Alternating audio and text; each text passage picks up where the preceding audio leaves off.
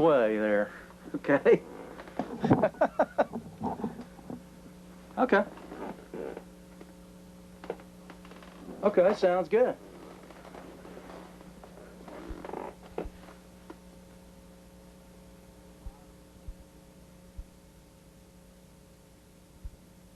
Well, it was so strange. Let's see. I didn't really start out as a true collage artist right at the very beginning, as far as, stepping into art and then doing collage work. It was kind of an accident. I had been doing some straightforward videotape work. After college, we have a little place called ACTV TV down here in Austin, and I was editing some strange little video bits and pieces that I'd done in college, that I had transferred from Super 8 and regular footage. I went down to the coast and did all this footage of the coast, and then what we had set up one afternoon was a B-roll unit. And what I did is I put both tapes in there to do a kind of a dissolve. And this was back there in 1981, 82, very early on, when the cameras were real clunky and, very heavy and stuff. And I had played them both at the same time, and I couldn't get a clean dissolve between them, or a clean wipe. But then one of the technicians, who still works at Access, came over and he said, well, you can also tweak the colors. So I had both these tapes playing, and I thought, this was really great. This is really fantastic. I mean, the color and the montage effect. So I put those two tapes together, and at one point it has my face on it, and then another point it has some oceanscape on it, and I thought that was just fantastic. So I handed that tape in, and then about a week later or 2 weeks later, I had my name in the paper saying avant-garde artist makes this strange montage. So I read that, and I didn't give, Linda Lieberman was the lady that was in charge of PR down there at Access. I didn't say anything about this, so I was totally surprised to have my name in the paper. So I said, oh, I'll pursue this, and then the next thing is, that caught on was that, oh, well, you're doing all these strange videos down there, we'll give you another a plug at this. So I thought, and this was kind of, as MTV was really coming in, and I thought, well, this would go great with some music songs and stuff like that. So I kind of fell into it that way. Although I was working for the city of Austin part-time in the government office to do the planning commission and the city council and stuff, real straightforward industrial type videos. And at the same time, I had just gotten out of college, and I was very interested in film, so I wanted to stay with film. And video didn't have that quality. It was so, grainy, and the pixel rate was, just a lot wider and no depth to it. So I thought, gee, if I skew with these colors and really make it strange, then I won't have to worry about color balance and stuff like that. It would make me more of a avant-garde experimental filmmaker, although I was just using video because it's so cheap and scratchy, So I had a lot of fun at that.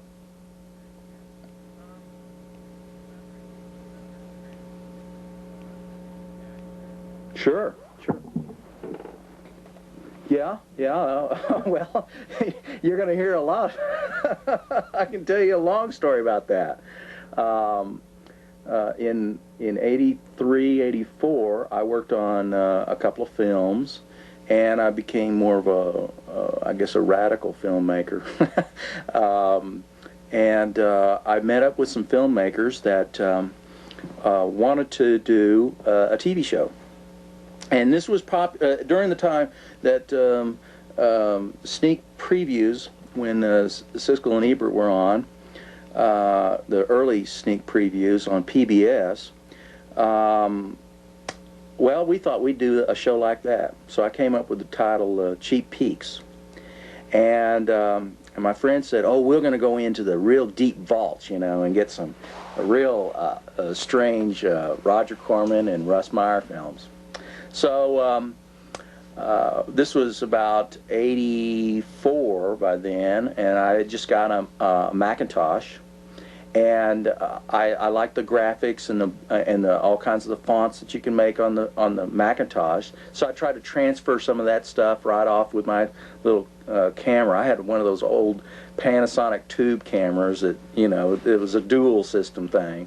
So I made all my fonts and stuff like that, and put this show together. And we would edit it after the you know, the destruction of the set and all that. We back then, at the very early age of Access, I was able we could set up all kinds of props and bring in our own beer and would destroy the set at the end of the evening. Relations like they have now.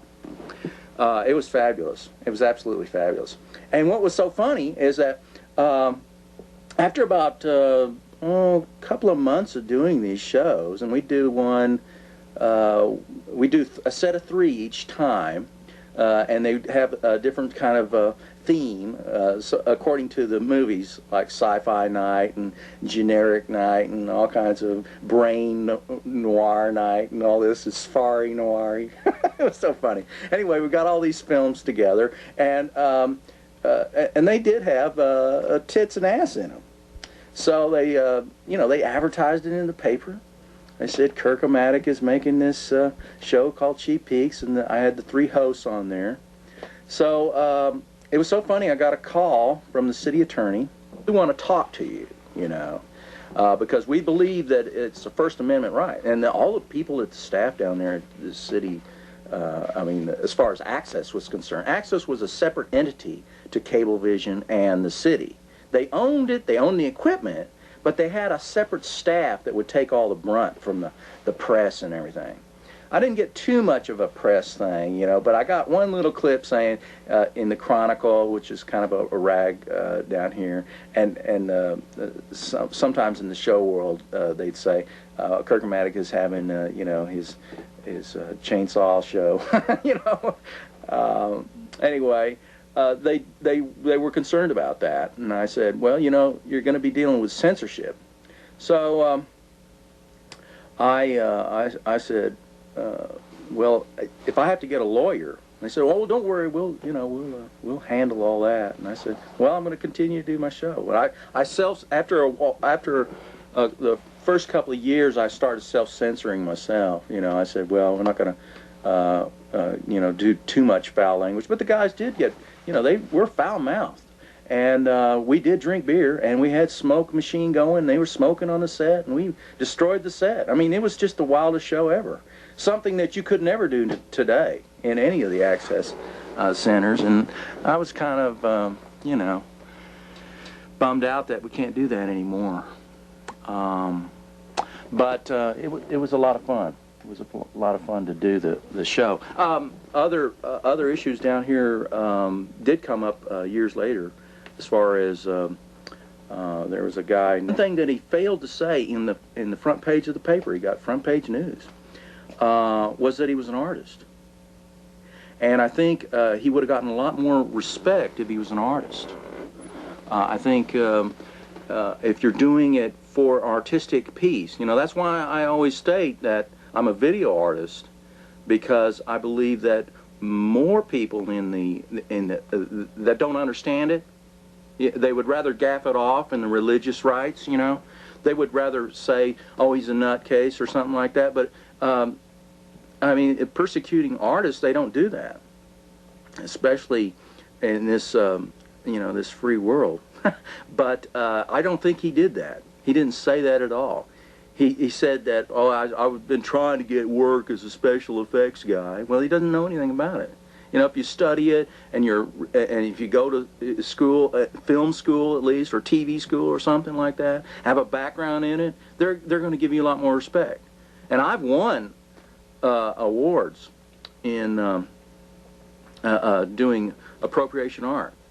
mixing art and music and all kinds of tracks and stuff like that. So, I get a little more respect for that. Of course, I don't use tits and ass. I've done some pretty wild stuff in the Cheap Peak shows, and I really enjoy doing that. So they do have their problems down there. Now we have block programming in there, and the Cable Act now entails they don't even have to have access. So we're really worried about that coming. I think that the city of Austin will lose a lot if they don't continue it, but thank God for this internet. I'm going to start putting more of my stuff on the internet and just forget it. Yeah.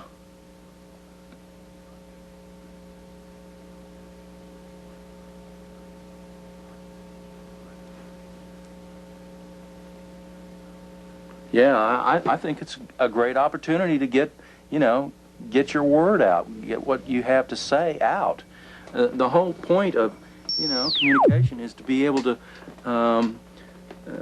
broadcast your views, and that's one thing that freedom of speech is all about. The one thing that bothers me about broadcast television is that I don't get to broadcast. I don't get to go down here to public broadcasting system, although they call themselves a public broadcasting system. That they don't, they don't let me walk in the front door and say, hey, Kirk, why don't you come on down? Although it's so strange, when I went down there to do a show, I was an actor in a Texas Highway Department video, an industrial. I went down there to the studio, and they said, oh, hey, how's it going, Kirk-O-Matic? We've seen you on TV, It's so weird. I mean, they've known me for, it's like you meet people, but they know you, but you don't know them. And it's like they know you like drinking buddies or something like that. It's so strange. It's very scary. But I can't walk in there and start producing shows like I want to produce. I want to produce a music show like Austin City Limits. I want to go down there and do my avant-garde film and video work using that equipment. There's a lot more things that I'd like to be doing, and at least with the Macintosh, the direction the Macintosh is going, and all this, Photoshop and Premiere and the millions of filters that are in Painter.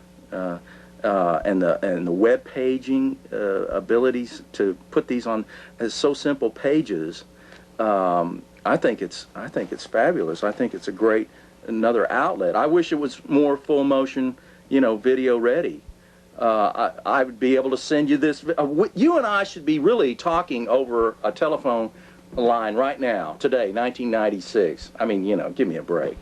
It's regulation that's held us back, and luckily we have some people in the Congress, and we wouldn't be we wouldn't have half as what we have as far as that information highway, unless Gore said, let's open this up for everybody to play on. And so the servers, I do have a problem with the cost of it. I don't like the cost. It can be up to $25 a month. I'm going to start looking for another server here in Austin. Right now I'm with one company. I've got to find another one because the price is going up. Everybody and their brother's on it, and they think they can, raise the rate on that. But $15 is good charge on that. I don't buy cable. I'd like to have cable and the internet hooked together, to have both. I think that would be fantastic. So I could. Be less time spent down there at Access. And Access is trying to get a situation so they can be a server. I mean, I have a connection to their local server now, and they've got that wired so it goes from my show over to my homepage. But as far as being able to, like, immediately videotape something and then take it out and put it on a 3/4 tape, and then digitize it and mess with it and then put it over the channels, I think that's fabulous. That's a great situation. But I'm having a lot more fun with my Macintosh at home to produce some of this digital art that I've sent you. That's I'm now that piece that has those lizard guys won a contest down here. at this Discovery Incubator. I think I told you over the email. And so I made it into a slide, and I'm going to be playing that, a whole set of slides down at the Dolby Theater downtown. So it's just another way to get. See, the thing is, I don't get very much airplay. That's why I'm glad I lucked into sending you some tapes, and you liked it, because I've sent tapes all over to various access centers, and they say, well, we'll look at it. Oh, this doesn't fit our thing, you know. Well, okay, that's all right. But let me know, you know. Like the one up there, and I sent some tape to like Philadelphia, and I sent them a whole case of stuff. You can decide what you want, you know, to use it all, you know. And then the contest business is really a tough thing to you know, get into, because you never can figure out what experimental means. Well, I don't like to join the festivals and the contests that charge over $20. I just got in this Dallas Video Festival, and I've been trying to get in it since I guess 1985. I've sent stuff to them almost every year, and I've only been it 3 times. I think it's great to have a piece in the festival. I did have a piece in the Dallas Video Festival in 1990, and somebody saw it from PBS, and I got it played on the territories. So that's the first time I ever got broadcasted. I had anything broadcasted over the airwaves, and a lot of people in Austin saw that more than they ever saw anything that I did on Austin Access or any cable. So I was really excited about that as far as getting stuff played on broadcast. I want to get stuff broadcasted, you know, just like Murphy Brown, late night stuff. I think it's a shame that we have such a barrier. That's the biggest problem. And you know, you got to win festivals. You got to win awards. You've got to prove. That's what I believe that the festivals are good for. Is if you get a piece in there and people approve of it and accept it and it wins prizes, then they're going to allow you to get it further distributed. See, and that's the key to the game. At least that's what I've been believing for the last 10 years. I don't like to. I enter the Sony Visions every year with at least something, a 3-minute or a 5-minute video of some sort. But I did try back in 90, 91 to enter a lot of contests, like the Ann Arbor and the Black Maria. A lot of festivals, and this year I got just a rejection the other day from the Slam Dance. So I mean, I'd like to, you know, go to one of these festivals and have a piece in there, you know, to do the you know, to see what other people are doing. But I don't want to pay the $100 and $200 to go to a festival and then not have anything in it, you know. I think it's important to have some pieces in it if you're going to go to the festival. It's a great way to do. I don't think short pieces ever get played on regular Bravo or any experiment. Do you have any? Okay, what? Now what else?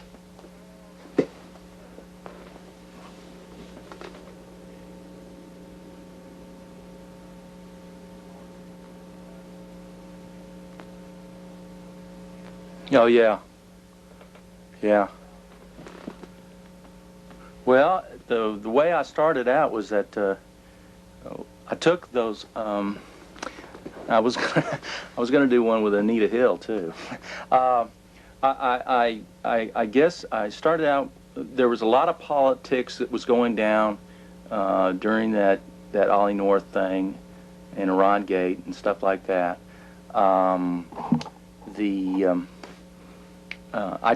I recorded that whole thing, the whole 35, 40 hours of Ollie North on the TV. And so I started cutting it one day, and it was kind of an experiment in cutting it. And I cut it down to this 5-minute herky-jerky funny thing you saw. And so I don't know. I just thought that was kind of strange when I played it on the air. Everybody, I mean, even I got a lot of calls from the political people that do, you know, your straightforward talk show about, you know. So when this big barrage of Oliver North's film JFK came out, I took all the footage of that media blitz and squinched it down. You know, I took and I skewed with all the colors and added all kinds of soundtracks and shit. So it was I got some kind of little I guess style going there. So that's why I picked it. Started doing those political pieces, and you get a little more I guess airplay. People want to know why you're doing that, and I just do it because people are it's instantly recognizable, and they'll say, oh, JFK or JFX. Now wait a minute, what's JFX? You know, that was just kind of a takeoff on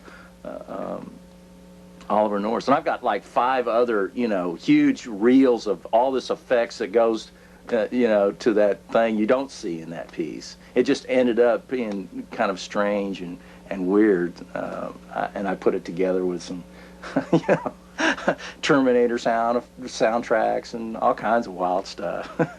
I got some CDs from the Hollywood Edge. They're you know, a sound company that does all these special effects sounds. So I mix that together, and I don't know why I like to do collage. I think it's because I can't achieve the, you know, the hundreds of dollars that it costs to develop 16mm film. Now, I just got together with some other of my film buddies a couple of years ago to do that Barn of the Blood Llama film, and we're still cutting on that. So, and the reason that we started to do that is because we had all these things in place, and actors and friends and people that would help us do it, and you know, just learn from Robert Rodriguez. He says you shoot what you got, you know.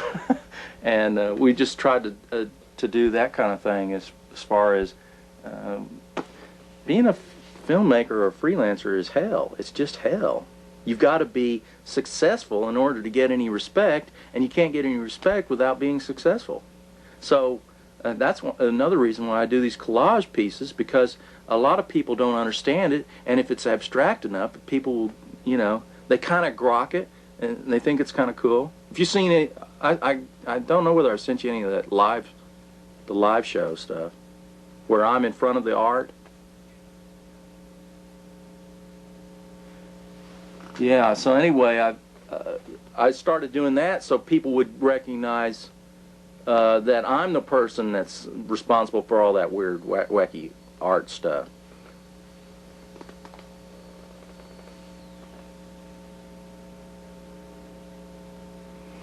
Yeah, and I'm learning that now after all these years, that you can't just do straight expressionistic abstract. And it's kind of, I should have gone in that more staid condition, I think, out of film school. Maybe film school made me too cynical. I don't know. It's hard to say. It's hard to tell. You know, I'm very cynical about the government. I'm very cynical about, you know, I don't know. It's just, it kind of builds you to be a little more paranoia about certain things. I have worked for the government. I worked for, you know, I was in the Navy, and I worked for the city, and I worked for the state of Texas in various, like the Frank Irwin Center here in Austin, and it's just, you know, they've got set rules and stuff. So maybe this is my rebellion against all that, the regulations and stuff. I believe that they can do more than what they say they do, but they're so set in their ways that, you know, you don't want to join them. I've tried various times to work for various companies to, you know, do their editing or industrial videos and stuff like that. But I think because I have such a background in this abstract video, I can't really get their job, so I have to go back to working for Kmart, Target, and gasoline stores or something like that. No, really, I teach editing down at Access, so that gives me a little money here and there, and I sell tapes. You gotta do something, you know. Sure.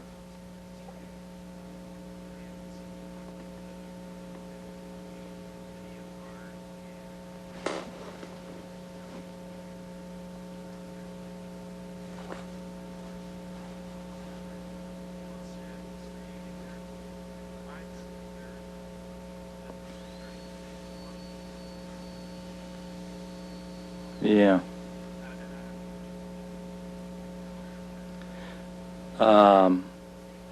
Like, now, let's see, documentary,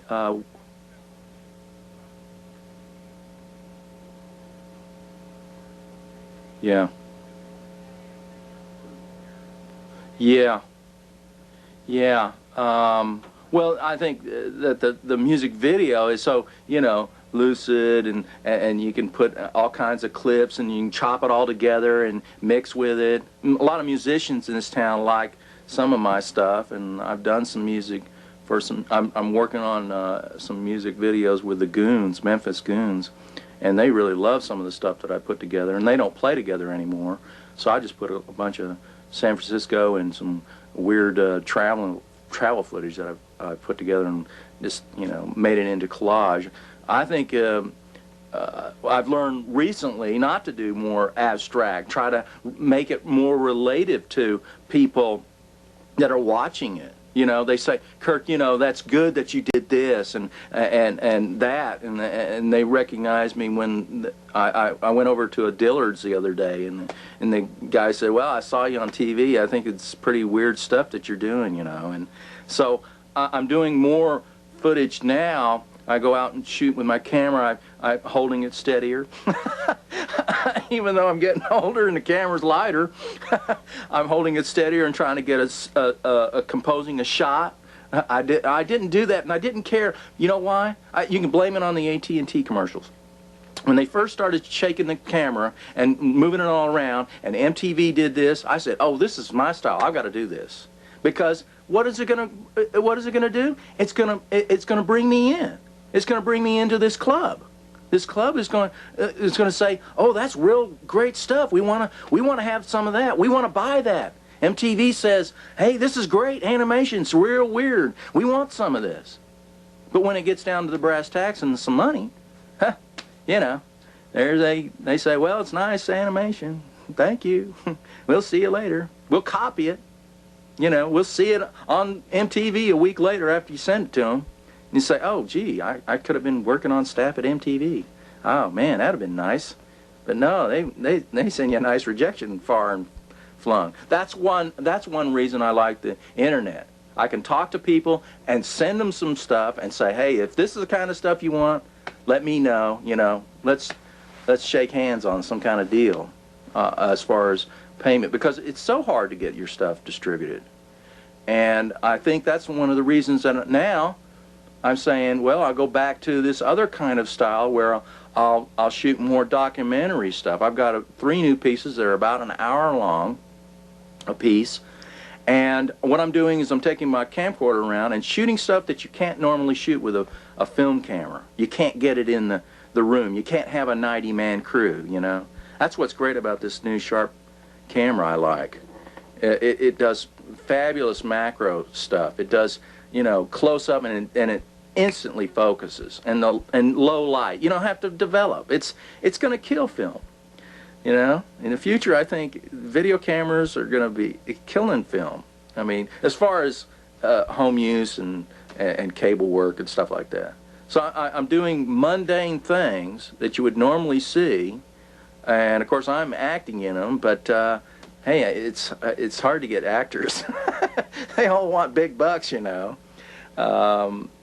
And so, or they want too many favors, and I've used up all my favors from my friends. I'll work on their projects if they'll work on mine, sort of thing.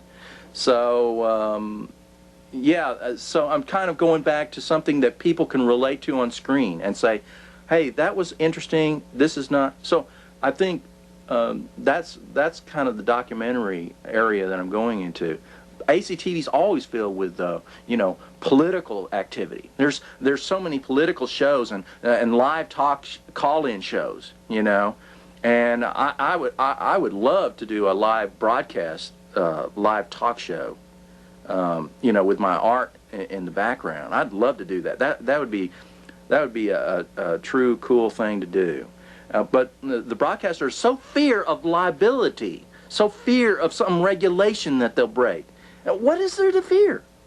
You know, sure, you're gonna, for one day, I mean, that's what we really need to get away from, is this over-regulation stuff. And I think the internet is going to open up a lot more can of worms than the government could ever handle. It empowers people way beyond belief. I mean, I can send videos and films and my art all over the world, and trying to censor that is kind of crazy. I mean, you know, you got to use some kind of self-restraint, but I still have a lot of information to spew, and so that's why I want to get it out there so other people can make their own decision on whether it's right or wrong. You know, I think if you do documentary work, you know, I see a lot of good stuff on PBS. It's great documentary, but I don't have the camera to do that.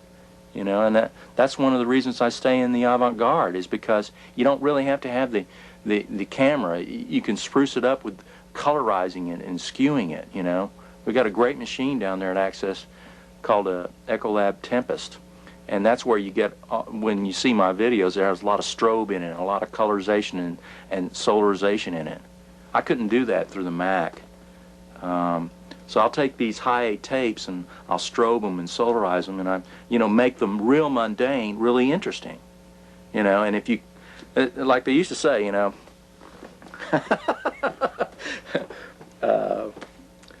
shot with a shotgun and cut with a chainsaw. So anyway.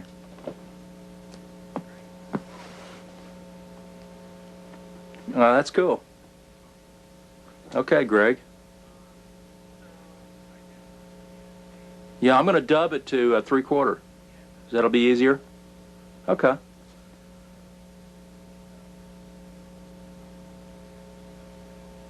Sure.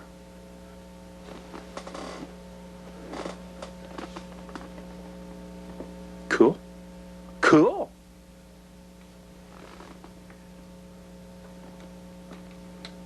Great, man. Fabulous. That'll be a bonus. That's fabulous. I love it. Mm-hmm. Mm-hmm. So experimental TV out in California? I see. You know, there's an ETV thing going on out in California that I just I sent them some tapes about a year ago, and they were going to start up a 24-hour experimental TV station cable, like the Independent channel, you know. Yeah, I've heard of them. I've sent them stuff about 3 years ago, and that's a lot of stuff that I think Rick Linklater sent them a lot of stuff, interviews and stuff. That I've done over the last couple of years. I don't do that live show anymore because it's so, gosh, it turns into real politics. I mean, you know, I can't answer these questions like Rush Limbaugh or have a research, you know. I just want to have, just be able to talk people on the air, and we talk about films and stuff. But boy, they really got into stuff, and it just got too heavy and too much work for me. But boy, I'd like to do some more of it if I could just. I need to get some help on it. It's tough to record it and do it the whole thing by yourself, you know. But yeah, if you can send some more stuff around, that's great. You know, I'm always, you know, I send tapes around to different access centers all the time, and like when they have an open call to the 90s channel, or I think they had positive, some ID positive, something like that, positive ID. They had a whole section, you know, and you try to send tapes and you never hear back from them. That's one thing I think is great about the that internet, because you see, you can and you do get noticed back, you know, because they're more apt to, you know, answer questions about on the internet rather than not. You know, they'll because they have the letter right there, and it's so easy to just type off something. You don't have to worry about it. Yeah, the answering machine hell I go through is I don't think I get very many calls on my answering machine as this internet has come in now. Everybody, I've got my friends won't call me on my machine. They always leave email. I say, get off of that. They don't want to talk anymore, I guess. It's so weird. It's going to disenfranchise a lot of people, but I've seen some really terrific things on the internet. It's just under film. It's just like, and the Hollywood web pages and stuff. It's just fantastic. I think a lot of those actors are worried, especially after Toy Story. They're gonna, you know, I'm getting into trying to do some, you know, some simple animation pieces on my Macintosh. I'm going to just do a little cartoon thing and put voices on it and stuff. So, yeah, if you can send some more of that stuff around, that'd be great.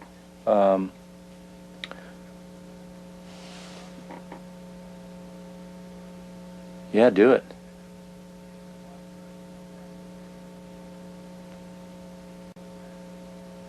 Or you can just send it on to the other place and just say, you know, return this after you're through, and that'll be even fantastic. Because I've sent out, you know, where I got those tapes was they were having a giveaway down there because they were changing over from the 3/4 to the SP tape at one of these Texas agencies. So I said, well, I'm just going to dub some of my stuff over and send it to Greg. Stuff like that, you know. So it's a great deal, really. So, yeah, if you want to send that around, that's quite all right, or just send it back to me. Anything else, Greg? Anything else cooking?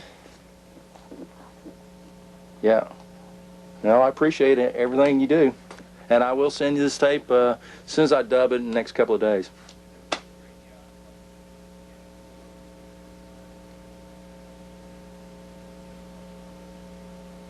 Mm-hmm.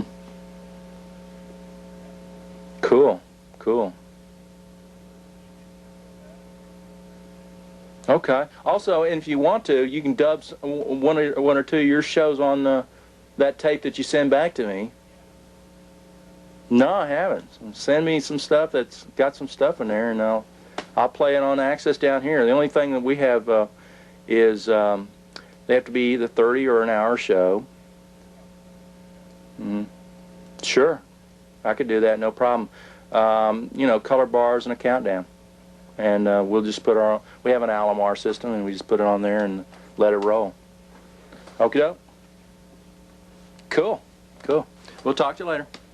Take it easy. There it is. Produce a show while we're doing it. My name is Kirk Hunter, and I go by Kirk-O-Matic, and I've been producing down at Access since 1981, almost 16 years. And I've seen a large change, and I think history is an important thing, because one thing that is missing in our culture, in our community, is that there is no recorded history according to this community. And Access acts as that. And in other words, when I make a recording on this small technological wonder right here, I'm going to be broadcasting it in a couple of weeks. And what I say, some people might be interested in. One thing that we fail to see with the modern broadcast spectrum is that we don't come together over channel 36, KDBC, 24, 54. There is no community. Their only concern is making money and showing us the weather over and over and over, and what news comes first. I remember back in early years that I studied broadcasting over at the University of Texas, a very interesting teacher said that we own the airwaves. Well, I thought this would be a very interesting type of work to get into. And this was after I'd gone through the Navy and learned broadcasting radio waves and knowing all about the intricate workings of transmitting signals over the airwaves. So I thought that I would run and work toward a communications degree. One thing that I learned while I was going through school is that all those things that you were taught in the university system was pretty much a lie. And one thing that ACTV picked up on was that I could become my own broadcaster, that I could have my own free speech, that I could become this community, a part of this community. And that's what's important about access. I can produce. I can make what my thoughts are, what I feel about a subject. I may not disagree. I may not agree or disagree with most of the people in the community, but at least I was able to say it. In the broadcast, and the interesting thing about the university teachers over there, they said that in the future you will be able to broadcast your own thoughts and feelings over the airwaves. Well, that never came true, because I did try to get work at some of the stations around Texas. And I had that feeling that there was going to be work in either the broadcast spectrum or film. Film allowed me to do that. ACTV allowed me to edit that, put it on the air, see some response back. If there was hatred, I got hate mail. You know, I was connected. When you watch Murphy Brown or you watch any TV show like Seinfeld or anything, you can't write the producers. This place is important because people can write, or they can call down here. That's why it's important to have that buffer of the management up front. That's their job. Those things are decisive for this management and this area of front office. I personally believe that it should be run more like a golf outlet. When you go down here to the city golf or the library, if somebody wants to check out a program that I produced, all well, all great. They can watch it at home and critique it. But now the future that is going to be a little strange is that I can also take this little videotape and I'll be able to put it over the internet. In the next 6 months, I'll be able to do that, full motion with full stereo sound. But I go back to the history of the FCC ruling, and that is public necessity and convenience. I think one of the things that every broadcaster in this little city of Austin, Texas, forgets. And I'm most frustrated with that terminology, because in true essence, everybody in this community, and I've said it many times to the public broadcasters here, don't call yourself public broadcaster unless Joe Public can go down there and produce a tape. Don't give me excuses of broadcast quality. Don't give me excuses why the tape isn't good enough, saying that it has to be shot on film or Betacam or digital. That's all an excuse for a brick wall. Access never gives me a brick wall. Access says, come on down. We want to see your show. See, that's the difference between the laws that the government has set down and the lies that we get on the front end. I should be able to walk in tomorrow at Channel 36, Channel 7, 42, any station I pick, and say, I want to produce a show. Are you going to help me do that? And they say, well, it costs money. I say, well, I'm an artist. I have no money. But the law is public necessity and convenience. If we have a necessity for your show, or we have a need for your show, we'll help you produce it. But otherwise, all you can do is come to the producers of a local public broadcasting system and say, I've got a suggestion for a show. And then you go through all this bureaucracy. I don't need any more bureaucracy. So you have to think about that in the future, is that really This place, when it first started out, and we're talking way down there on 9th Street, and there was only Thomas and a couple other producers. We had to knock on a door and leave a key to edit. And that's why it's important to remember the history, because people will say, it used to was easy like this. So we're starting out on in the future now. Well, you won't see me down here if I can produce it on a small camera like this and I can see myself. I know I'm in the frame. I know I'm in focus. So technology is going to change the way we produce our shows in the future. I'm going to say, well, there's going to be less community, because I surely don't want to come over here to 11th Street, have the chance of being shot by anybody across the street. Now, one thing you have to be very careful about coming down to this part of town is that, and one of the things that our city fathers did not think about when they put it over here. There's a lot of anger among the 1,500 producers that come down here. They don't want to be down here. They don't want to have to take the chance of getting shot, or they don't want to have to deal with prostitution or any of those criminal things that are happening down in this part of town. Now, that may be a racist view, but on the other hand, there is a larger contingent of criminal activity down here. There's proof, and we've seen it on the news. That's one good thing that the news does. It tells us of the areas of the city that are bad. I may cut this out. Anyway, what my point is, you'll see more producers, once they get out of their car, run to the front door because they know they're safe in here. And that's a sad situation. And the fathers that put this place together say, oh, we got land over here. That's where we'll build our $2 million studio. And they didn't ask one producer, because I was producing down here. I was producing at Daughtery, and I was producing at 9th Street and Rio Grande. They didn't ask one producer when they built this place. So there's a lot of anger there. I'm not angry at you. I'm angry at the screen. I'm angry at the frustration that I have to go through to get things right. Now, they do get things right, but it took them 15 years to get it right. And now I've lobbied for new equipment, this nonlinear digital. They bought a brand new Macintosh. I know how to do a Macintosh. Did we stop? No. And I teach down here. I teach editing. So I know, and I study it constantly. You can talk to Pat. She says, if there's anybody that knows video, I know video a lot. The only thing I don't know is the insides. I don't know the interior of it. Thomas is the man for the interior of it. I'm the producer type. So I lobbied for this Macintosh. They buy it for staff. Well, let's get it out here for the producers to use. No, we can't let the producers to use that because it's too powerful. You see?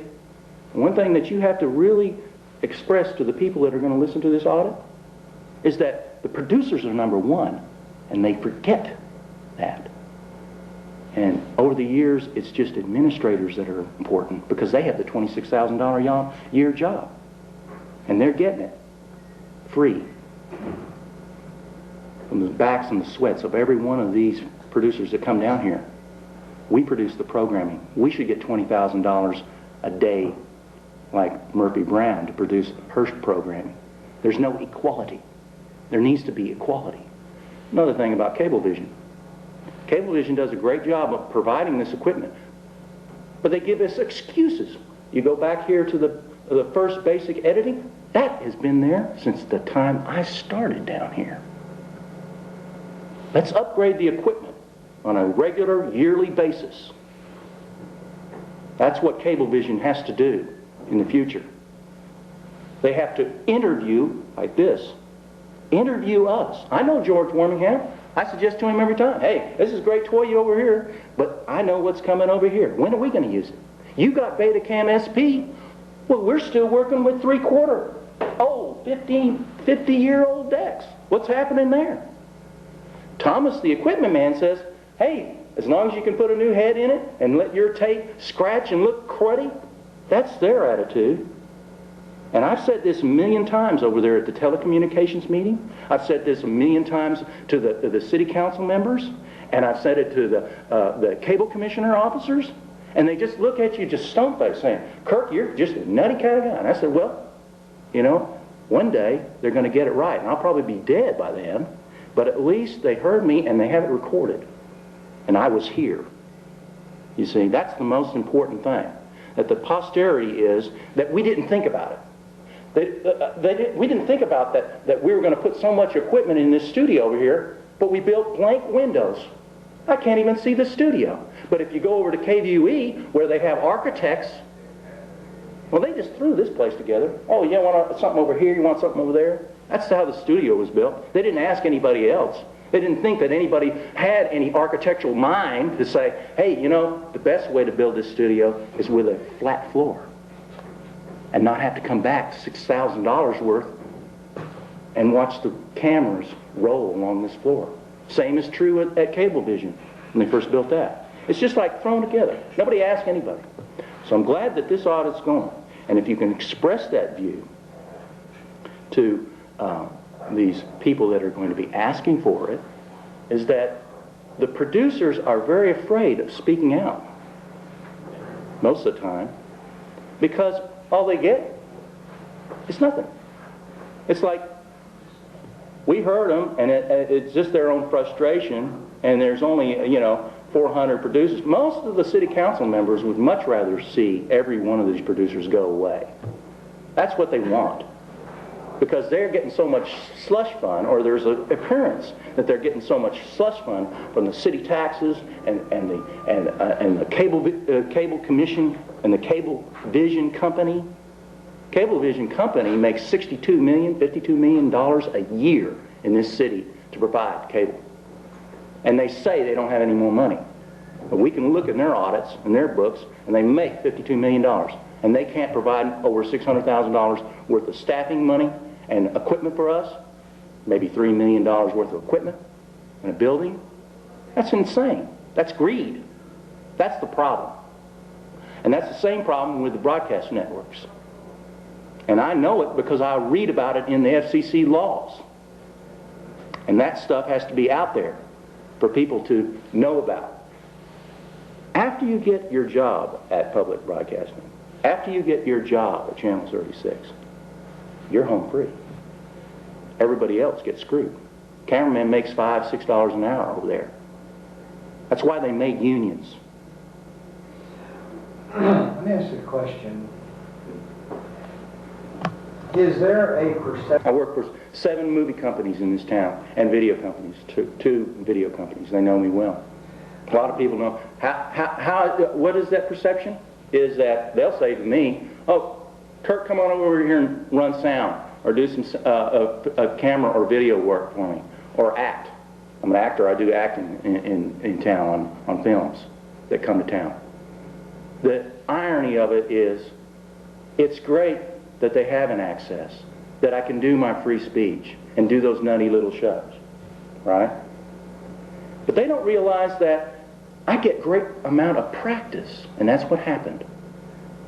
A lot of those producers, 5 of them were named in a lawsuit against the city of Austin.